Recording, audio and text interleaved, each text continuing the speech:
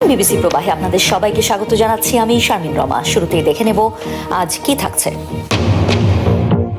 ইরানে চলছে প্রয়াত নেতা আয়াতুল্লাহ খামেনিকে বিদায়ের আনুষ্ঠানিকতা। বিভিন্ন দেশের প্রতিনিধি ও ধর্মীয় নেতাদের শ্রদ্ধা, 2 কোটি লোক সমাগমের সম্ভাবনা। ভেনেজুয়েলায় ভূমিকম্পের 8 দিন পর একজনকে জীবিত উদ্ধার। শুরু হয়েছে ভারী যন্ত্রপাতির ব্যবহার, প্রাণহানি 2,500-এর বেশি। ইউরোপ জুড়ে তীব্র দাবদাহে অতিষ্ঠ জনজীবন। ফ্যান, এসি কেনার হিড়িক, বিদ্যুতের উচ্চমূল্যে নাকাল পরিস্থিতি।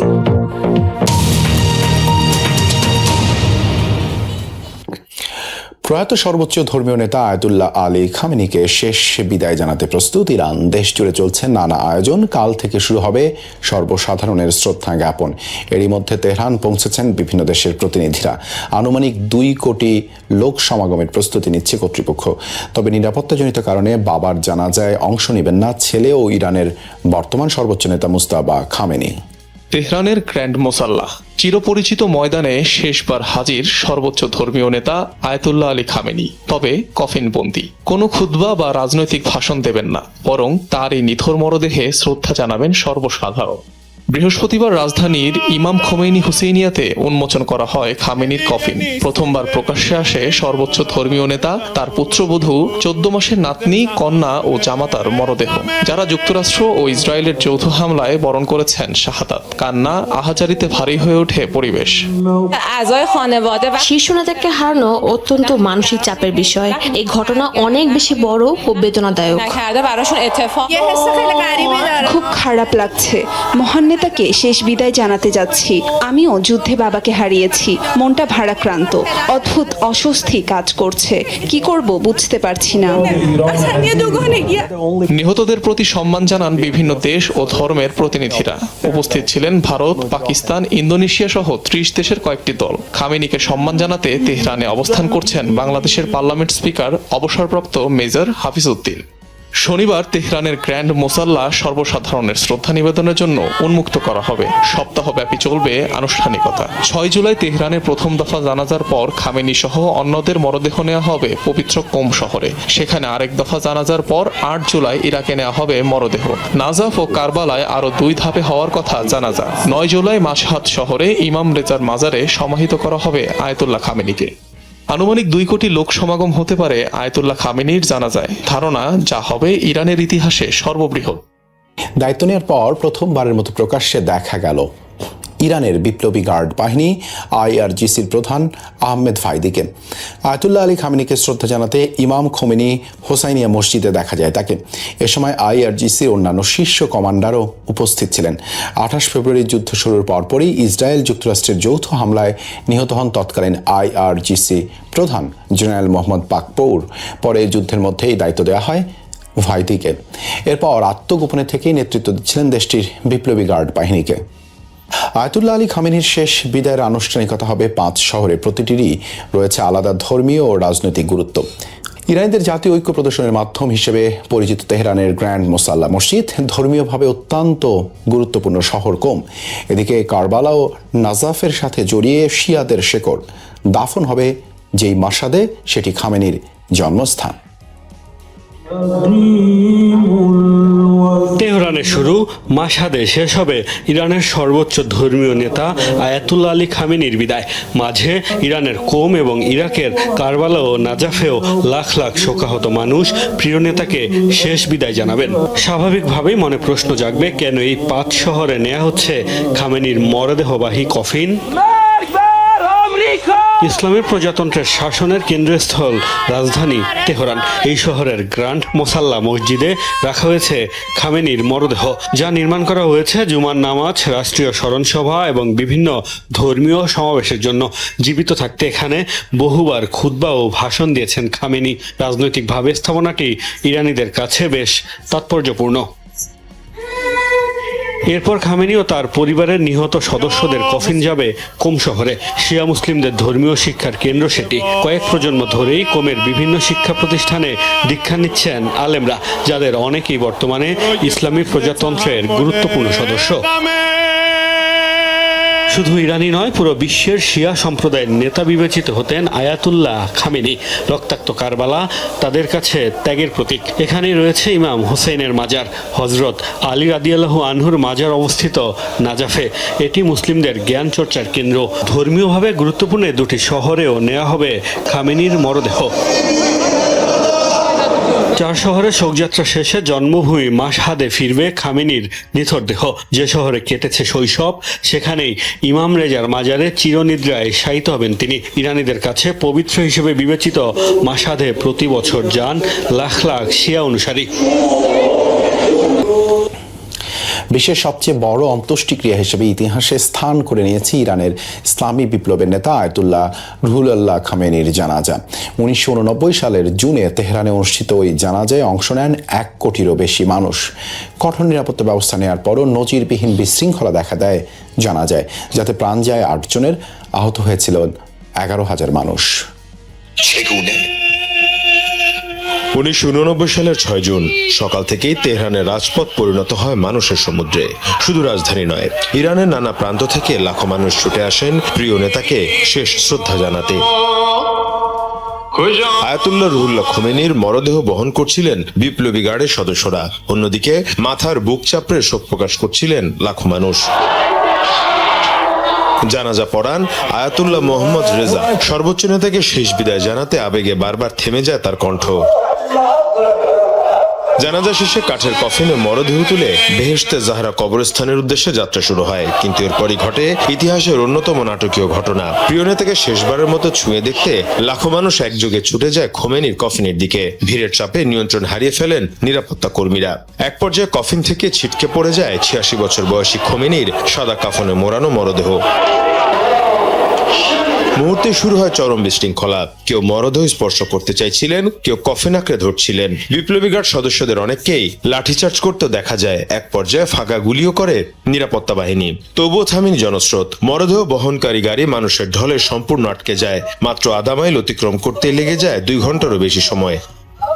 সেদিন তেহরানের তাপমাত্রা ছিল প্রায় 33 ডিগ্রি সেলসিয়াস। গরম আর অতিরিক্ত ভিড়ে অনেকে অজ্ঞান হয়ে পড়েন। ফায়ার সার্ভিসের কর্মীরা মানুষের উপর পানি ছিটিয়ে পরিস্থিতি সামাল দেওয়ার চেষ্টা করেন। বিশৃঙ্খলায় প্রাণ যায় 8 জনের, প্রায় 11,000 মানুষ আহত হন। পরিস্থিতি এতটাই নিয়ন্ত্রণের বাইরে চলে যায় যে সেদিনের দাফন অনুষ্ঠান স্থগিত করতে বাধ্য হয় কর্তৃপক্ষ। পরবর্তীতে পুনরায় আয়োজন করে দাফন সম্পন্ন করা হয়। ইতিহাস বলছে সেই জানাজায় অংশ নিয়েছিলেন 1 কোটির বেশি মানুষ, অর্থাৎ সে সময় ইরানের মোট জনসংখ্যার 6 ভাগের 1 ভাগ। এই রেকর্ড এখনো বিশ্বের বৃহত্তম অন্ত্যেষ্টিক্রিয়া হিসেবে গিনেস ওয়ার্ল্ড রেকর্ডসে স্বীকৃত। তেহরানের গ্র্যান্ড মোসাল্লা মসজিদে আয়াতুল্লাহ আলী খামেনিকে শেষ শ্রদ্ধা জানাচ্ছেন বিভিন্ন দেশ ও ধর্মের প্রতিনিধিরা। আমরা সরাসরি যাচ্ছি সেখানে। যুক্তরাষ্ট্র ও ইরানের মধ্যে বন্ধ হয়ে থাকা সরাসরি আলোচনা আবার শুরু করতে চেষ্টা চালাচ্ছে কাতার। এ লক্ষ্যে দোহায় যুক্তরাষ্ট্র ও ইরানের প্রতিনিধিদের মধ্যে পরোক্ষ কারিগরি পর্যায়ের বৈঠক হয়েছে।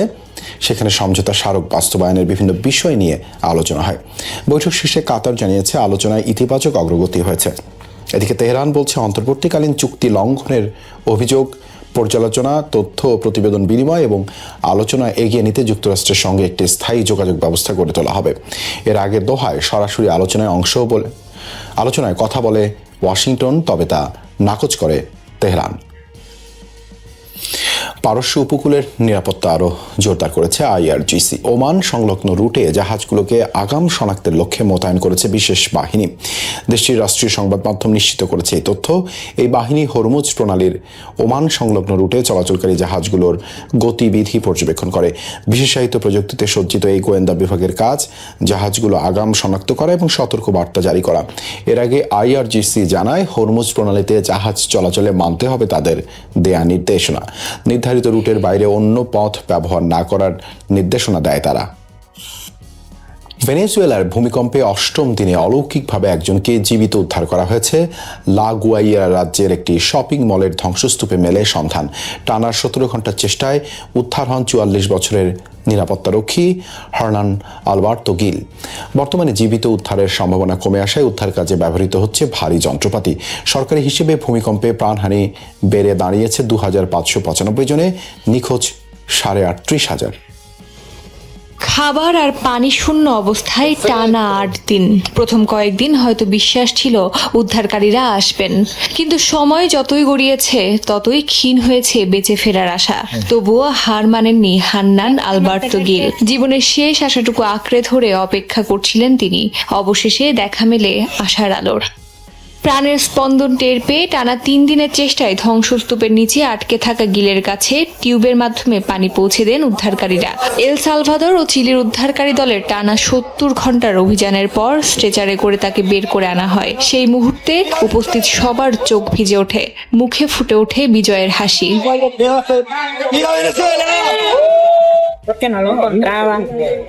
শুরুর দিনগুলো ছিল শুধু দুঃখ আর অসহনীয় যন্ত্রণার।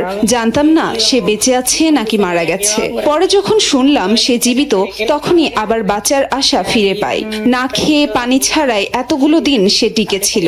সে একজন সত্যিকারের যোদ্ধা। তাকে প্রথম চুমুক পানি খাওয়াতে আমাদের প্রায় ৩ দিন সময় লেগেছে। গত রাতে আনুমানিক রাত 10টার দিকে হার্নানের সঙ্গে সরাসরি যোগাযোগ করতে সক্ষম হই। এটিই ছিল আমাদের সবচেয়ে বড় সাফল্য। তবে ভেনিজুয়েলার হাজারো পরিবারের বাস্তবতা এখনো নির্মম। ধ্বংসস্তূপের নিচে চাপা পড়ে আছেন অসংখ্য মানুষ। কেউ খুঁজছেন সন্তানকে, কেউ বাবা মাকে, আবার কেউ জীবনসঙ্গীকে। বিধ্বংসী এই ভূমিকম্পের টানা ৮ দিন পেরিয়ে যাওয়ায় জীবিত উদ্ধারের আশা অনেকটাই ক্ষীণ হয়ে এসেছে। তাই এবার ধ্বংসস্তূপ সরাতে ভারী যন্ত্রপাতি ব্যবহারের সিদ্ধান্ত নিয়েছে উদ্ধারকারী বাহিনী। স্বজনদের এখন একটাই প্রত্যাশা, অন্তত প্রিয় মানুষটির মরদেহটি যেন খুঁজে পান। অন্যদিকে ক্ষতিগ্রস্তদের জন্য আশ্রয় কেন্দ্রের সংখ্যা বাড়ানো হলেও তীব্র খাদ্য ও বিশুদ্ধ পানির সংকট দেখা দিয়েছে। বিভিন্ন এলাকায় ত্রাণ সামগ্রী নিয়ে সংঘর্ষ, চুরি ও লুটপাটের ঘটনা ঘটছে। এদিকে বিপুল সংখ্যক মরদেহ সংরক্ষণের জন্য কারাকাসে পর্যাপ্ত মর্গের ব্যবস্থাও নেই। সরকারি হিসেবে 2 দফা শক্তিশালী ভূমিকম্পে প্রাণ হারিয়েছে অন্তত 2595 জন। নিখোঁজ রয়েছেন আরো কয়েক হাজার মানুষ। ভেনেজুয়েলায় ভূমিকম্পের 8 দিন পর ধ্বংসস্তূপের ভেতর থেকে একটি কুকুরকে জীবিত উদ্ধার করা হয়েছে। বৃহস্পতিবার বাডি নামের এই কুকুরটিকে ভূমিকম্পে ধসে পড়া ভবনের নিচ থেকে টেনে তোলা হয়। দীর্ঘ সময় খাবার ও পানি ছাড়া বেঁচে থাকা এটিকে অলৌকিক আখ্যা দেওয়া হচ্ছে। 6 বছর বয়সী এই কুকুরটিকে ভূমিকম্পের পর থেকেই খুঁজছিলেন তার মালিক আলভেস। এক পর্যায়ে আশা ছেড়ে দিয়েছিলেন তিনি, কিন্তু ভেঙে পড়া ভবনে প্রয়োজনীয় কিছু জিনিস আনতে গিয়ে ক্ষীণ স্বরের ঘেউ ঘেউ আওয়াজ শুনতে পান। সাথে সাথেই খবর দেন উদ্ধারকর্মীদের। ঘটনাস্থলে পৌঁছে ধ্বংসস্তূপ থেকে বহু প্রচেষ্টার পর বাডিকে বের করে আনতে সক্ষম হন তারা। ইউক্রেনের রাজধানী কিয়েভে রাশিয়ার ব্যাপক মিসাইল ও ড্রোন হামলায় প্রাণহানি বেড়ে কমপক্ষে 30 জনে দাঁড়িয়েছে। আহত হয়েছেন শতাধিক মানুষ। বুধবার রাতে কয়েক দফায় 11 ঘন্টারও বেশি সময় ধরে এই হামলা চালায় রুশ বাহিনী। এটি শহরটিতে চালানো এ যাবৎকালের সবচেয়ে ভয়াবহ হামলা বলে অভিযোগ উঠেছে। টার্গেট করা হয় কিয়েভের বিশাল এলাকা, যার মধ্যে অন্তত 130টি আবাসিক ভবন, হোটেল, অ্যাম্বুলেন্স স্টেশন সহ অন্যান্য স্থাপনা রয়েছে। মস্কোর দাবি, রাশিয়ার বেসামরিক অবকাঠামোতে হামলার জবাবে ইউক্রেনের সামরিক স্থাপনায় এই হামলা চালানো হয়েছে। এই ঘটনায় একদিনের জাতীয় শোক ঘোষণা করা হয় দেশটিতে। হামলার কারণে যুক্তরাষ্ট্র সহ ইউরোপীয় মিত্রদের কাছ থেকে আকাশ প্রতিরক্ষা ব্যবস্থার সাহায্য চেয়েছেন ইউক্রেনের প্রেসিডেন্ট ভলোদিমির জেলেনস্কি। তীব্র দাবদাহের কারণে ফ্যান এবং এসি কেনার হিড়িক পড়েছে ইউরোপ জুড়ে। মূলত শীত প্রধান অঞ্চল হওয়ায় ইউরোপের দেশগুলোয় এসির তেমন প্রয়োজনীয়তা ছিল না। পাশাপাশি ঐতিহাসিক, সাংস্কৃতিক আর জলবায়ু নীতিও এসি কেনা থেকে বিরত রেখেছিল এই অঞ্চলের মানুষদের। তবে চলতি গ্রীষ্ম মৌসুমে তাপমাত্রা প্রায় 40 ডিগ্রি সেলসিয়াসে পৌঁছানোয় অনেকেই বাধ্য হচ্ছেন এসি কিনতে। প্যারিসের এসি ও ফ্যানের দোকানে উপচে পড়া ভিড়। অসহনীয় গরম থেকে স্বস্তি পেতে ফ্যান ও এসি কেনার হিড়িক পড়েছে ফ্রান্স জুড়ে। একই চিত্র ইউরোপের অন্যান্য দেশগুলোতেও। শীত প্রধান অঞ্চল ইউরোপ। মূলত জুন থেকে আগস্ট পর্যন্ত থাকে গ্রীষ্মকাল। এই সময় অঞ্চলটির গড় তাপমাত্রা সাধারণত 15 থেকে 18 ডিগ্রি সেলসিয়াসের মধ্যে ওঠানামা করে। তীব্র শীত হওয়ায় ইউরোপের মানুষ বরাবরই গ্রীষ্মকালের উষ্ণতা উপভোগ করে। ফলে ইউরোপের বাড়ি নির্মাণে এসিকে কখনো অপরিহার্য মনেই করা হয়নি। মোটা দেওয়াল, উঁচু ছাদ এবং প্রাকৃতিকভাবে বাতাস চলাচলের ব্যবস্থায় গরম থেকে স্বস্তি দিতে যথেষ্ট ছিল। তাই এসিকে তারা এক ধরনের বিলাসিতা হিসেবেই দেখে। পুরো ইউরোপে মাত্র 20% বাড়িতে এসি রয়েছে, অথচ যুক্তরাষ্ট্র, জাপান, দক্ষিণ কোরিয়ায় এই হার 90%-এরও বেশি। এর পাশাপাশি ইউরোপের অসংখ্য ভবন শত শত বছরের পুরনো। এসব ঐতিহাসিক স্থাপনায় নতুন করে এসি বসানো যেমন ব্যয়বহুল, তেমনি অনেক ক্ষেত্রে কারিগরি ও আইনগতভাবে জটিল। একই সঙ্গে বিদ্যুৎ সাশ্রয় এবং কার্বন নিঃসরণ কমাতে ইউরোপ দীর্ঘদিন ধরেই জ্বালানি দক্ষ ভবন নির্মাণ ও ব্যবহারে গুরুত্ব দিয়ে আসছে। প্রশাসনিক জটিলতাও কম নয়। অনেক দেশে ভাড়াটিয়ারা ইচ্ছে করলে নিজেদের বাসায় এসি বসাতে পারেন না। ভবনের মালিক বা স্থানীয় কর্তৃপক্ষের অনুমতি ছাড়া এমন পরিবর্তন করা যায় না। ফলে প্রয়োজন থাকলেও অনেক মানুষ গরম থেকে রক্ষার কার্যকর ব্যবস্থা নিতে পারছেন না। পাশাপাশি ইউরোপের দেশগুলোতে বিদ্যুতের দাম বেশ ব্যয়বহুল। ফলে এসি চালালেও যে বিদ্যুৎ বিল আসে তা পরিশোধ করার সক্ষমতা অনেক ইউরোপীয়রই নেই। এছাড়া ঐতিহ্যবাহী স্থাপনায় সৌন্দর্য রক্ষার বিষয়টিও ইউরোপে অত্যন্ত গুরুত্বপূর্ণ। অনেকের মতে ভবনের বাইরের অংশে এসি ইউনিট বসালে নষ্ট হয় শত বছরের পুরনো স্থাপত্যের নান্দনিকতা। তাই অনেক শহরে এ ধরনের স্থাপনায় এসি স্থাপনের ওপর কড়াকড়ি রয়েছে। তবে জলবায়ু পরিবর্তনের সঙ্গে বদলে যাচ্ছে সেই বাস্তবতা। ঘন ঘন তাপপ্রবাহ, দীর্ঘস্থায়ী দাবদাহ এবং রেকর্ড তাপমাত্রা ইউরোপকে নতুন করে ভাবতে বাধ্য করছে। অনেকের মতে সেখানে এসি এখন আর বিলাসিতার প্রতীক নয়, বরং জনস্বাস্থ্য ও নিরাপত্তার প্রয়োজনীয় অবকাঠামো। অধিকৃত পশ্চিম তীরে আবারও জলপাই বাগানে বুলডোজার অভিযান চালিয়েছে ইসরায়েলি বাহিনী।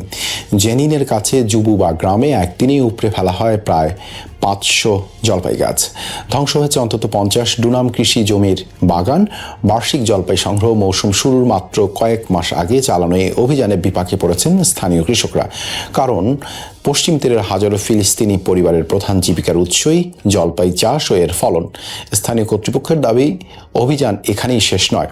আগামী কয়েকদিনে আরও প্রায় 120 ডুনাম জলপাই বাগান বুলডোজার দিয়ে গুড়িয়ে দেওয়ার আশঙ্কা রয়েছে। যুক্তরাষ্ট্রে নোরো ভাইরাসে আক্রান্ত হয়েছেন একটি প্রমোদতরীর 125 জন যাত্রী ও ক্রু সদস্যরা। বিষয়টি নিশ্চিত করেছে দেশটির স্বাস্থ্য কর্তৃপক্ষ।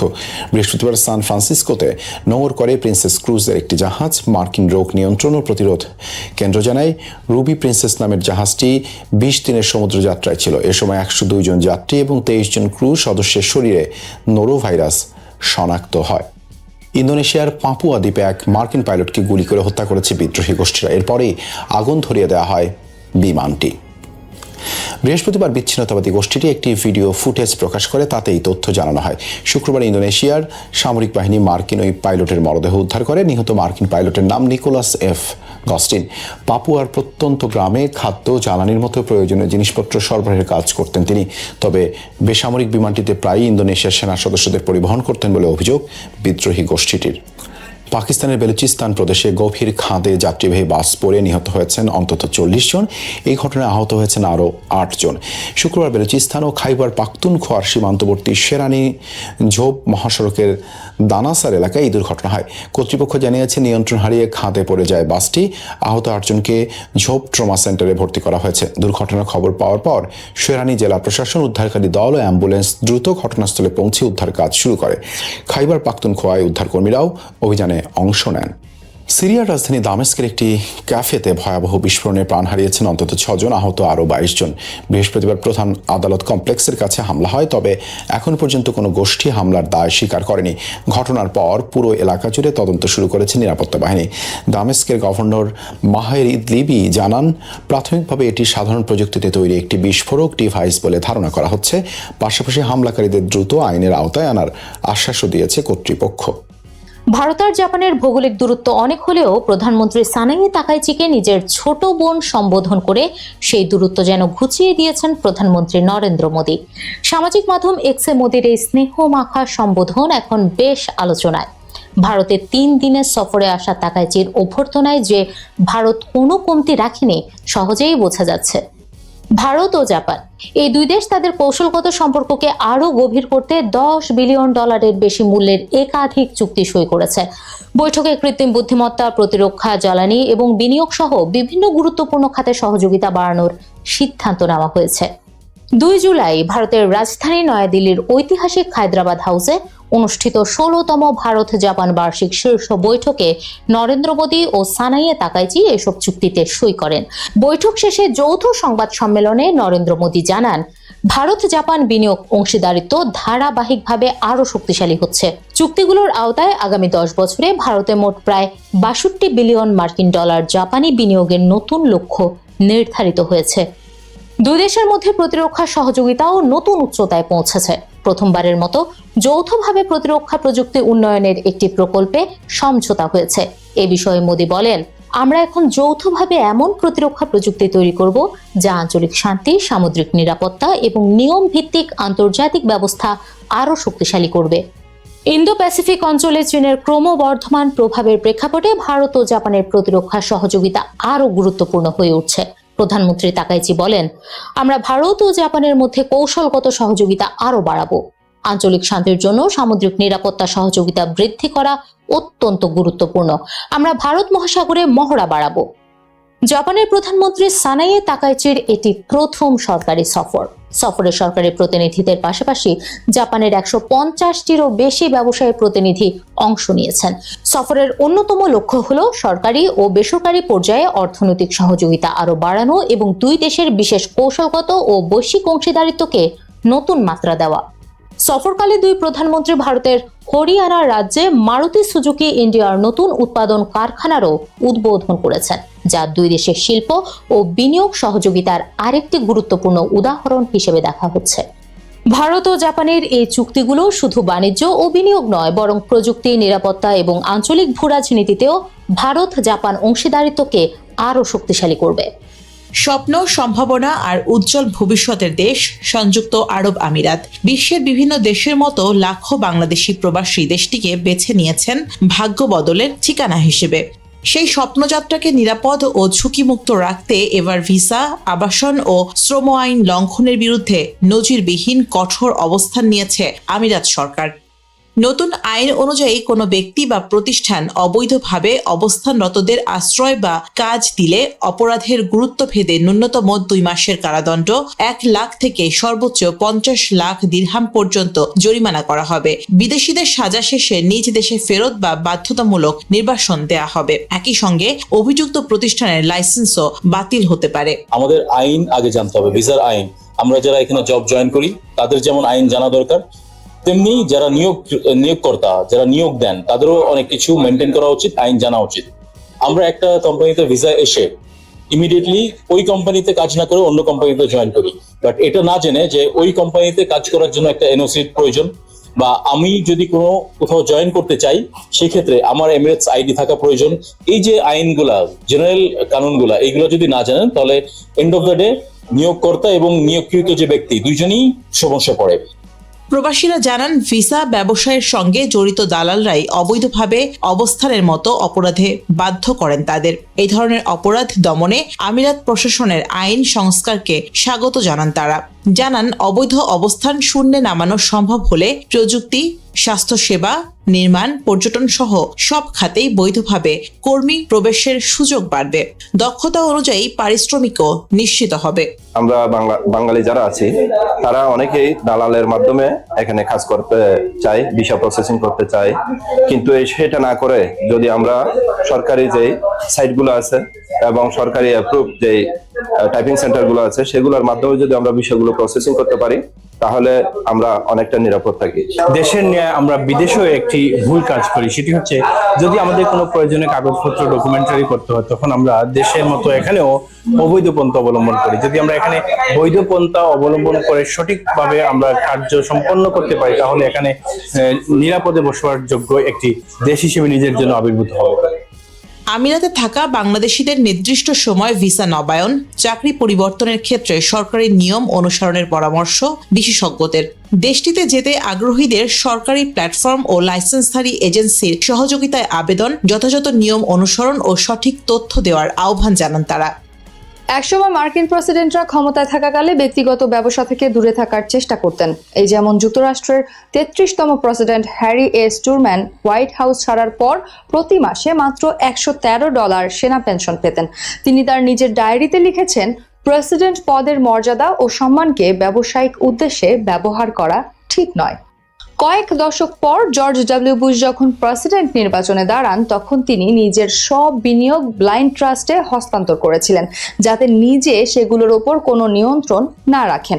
এমনকি 2008 সালের অর্থনৈতিক সংকটে তার নিজের সম্পদের কি অবস্থা হয়েছিল সেটিও নাকি তিনি জানতেন না। কিন্তু এবার এক ধাক্কায় সেই ইতিহাস পুরোপুরি বদলে দিলেন যুক্তরাষ্ট্রের বর্তমান প্রেসিডেন্ট ডোনাল্ড ট্রাম্প। মার্কিন সরকারের সদ্য প্রকাশিত এক আর্থিক বিবরণী অনুযায়ী 2025 সালে হোয়াইট হাউসে ফেরার প্রথম বছরেই ট্রাম্প আয় করেছেন অন্তত $2.2 বিলিয়ন। ইতিহাসবিদদের মতে ক্ষমতায় থাকা অবস্থায় কোনো মার্কিন প্রেসিডেন্টের এত বড় আয়ের নজির আগে কখনো দেখা যায়নি। ট্রাম্পের আয় ও সম্পদের সবচেয়ে বড় উৎস এখন ক্রিপ্টোকারেন্সি। শুধু এই খাত থেকেই ট্রাম্প আয় করেছেন প্রায় $1.4 বিলিয়ন। সরকারি নীতি বিষয়ক কার্যালয়ে জমা দেওয়া বিবরণী অনুযায়ী ট্রাম্প ও তার ছেলেদের প্রতিষ্ঠিত ওয়ার্ল্ড লিবার্টি ফাইন্যান্সিয়াল থেকে ট্রাম্পের কোম্পানিগুলো পেয়েছে প্রায় $800 মিলিয়ন। এর মধ্যে ক্রিপ্টো টোকেন বিক্রি থেকে এসেছে $520 মিলিয়নেরও বেশি। কোম্পানির শেয়ার বিক্রি থেকে এসেছে $250 মিলিয়নেরও বেশি। এছাড়া নিজের ট্রাম্প মেমো কয়েন বিক্রি করে তিনি আরও $635 মিলিয়ন আয় করেছেন। মাত্র 1 বছর আগে এই খাত থেকে তার আয় ছিল মাত্র $57.35 মিলিয়ন। অর্থাৎ 1 বছরের ব্যবধানে সেই আয় এক ধাক্কায় বেড়েছে প্রায় 9 গুণ। বার্তা সংস্থা রয়টার্সের হিসাব অনুযায়ী 2025 সালে দ্বিতীয়বার প্রেসিডেন্ট হওয়ার পর থেকে ট্রাম্প পরিবার ক্রিপ্টো সম্পর্কিত বিভিন্ন ব্যবসা থেকে মোট $2.3 বিলিয়ন বেশি আয় করেছে। শুধু ক্রিপ্টো নয়, তার পুরনো ব্যবসা অর্থাৎ গলফ কোর্স ও লাক্সারি রিসোর্টগুলো থেকেও বিপুল আয় হচ্ছে। 2025 সালে এই খাত থেকে তার আয় 15% বেড়ে $500 মিলিয়ন বেশি হয়েছে। বিশেষভাবে নজর কাটছে প্রেসিডেন্ট হিসেবে দায়িত্ব নেওয়ার পর ট্রাম্প যেসব ক্লাবে সবচেয়ে বেশি সময় কাটিয়েছেন সেসব ক্লাবের আয়ও দ্রুত বেড়েছে। ফ্লোরিডার বিখ্যাত মার-এ-লাগো রিসোর্টের আয় $50 মিলিয়ন থেকে বেড়ে $77 মিলিয়ন পৌঁছেছে। তবে লস অ্যাঞ্জেলেসে থাকা ট্রাম্পের গলফ কোর্সের আয় এবার কিছুটা কমেছে। ক্রিপ্টো ও গলফ ব্যবসার পাশাপাশি ট্রাম্পের আয় এসেছে আরো কয়েকটি খাত থেকে। এই যেমন বিভিন্ন সংবাদ মাধ্যমগুলোর সঙ্গে আইনি বিরোধ মিটিয়ে তিনি $80 মিলিয়ন বেশি আয় করেছেন। নিজের কোম্পানি ট্রাম্প ব্র্যান্ড বিদেশি আবাসন প্রকল্পে ব্যবহারের অনুমতি দিয়ে আয় করেছেন $52 মিলিয়ন। এছাড়া নিউ ইয়র্কের ট্রাম্প টাওয়ার সহ তার মালিকানাধীন বিভিন্ন বাণিজ্যিক ভবন থেকেও আয় হয়েছে, যদিও এই খাতের প্রবৃদ্ধি তুলনামূলক ধীর। আর্থিক বিবরণী অনুযায়ী ট্রাম্প 2025 সালে চার্লস শোয়াব ব্যাংক থেকে ঋণ নিয়েছেন $50 মিলিয়ন বেশি। তবে কি কাজে এই ঋণ ব্যবহার করা হয়েছে সে বিষয়ে কোনো তথ্য দেওয়া হয়নি। ট্রাম্পের এই 2025 সালের আর্থিক খতিয়ান মার্কিন রাজনীতিতে এক নতুন ধারার জন্ম দিল, যেখানে একসময় হোয়াইট হাউসের ক্ষমতাকে ব্যবসার বাইরে রাখার রেওয়াজ ছিল, সেখানে ডোনাল্ড ট্রাম্প প্রমাণ করে দিলেন ক্ষমতার মসনদ এবং $বিলিয়ন ব্যবসা কিভাবে একই সঙ্গে ম্যান্ডেট ও মুনাফার নতুন রেকর্ড গড়তে পারে। সবাইকে শুভকামনা জানিয়ে আমি শারমিন রমাজ এখানেই বিদায় নিচ্ছি। ভালো থাকবেন।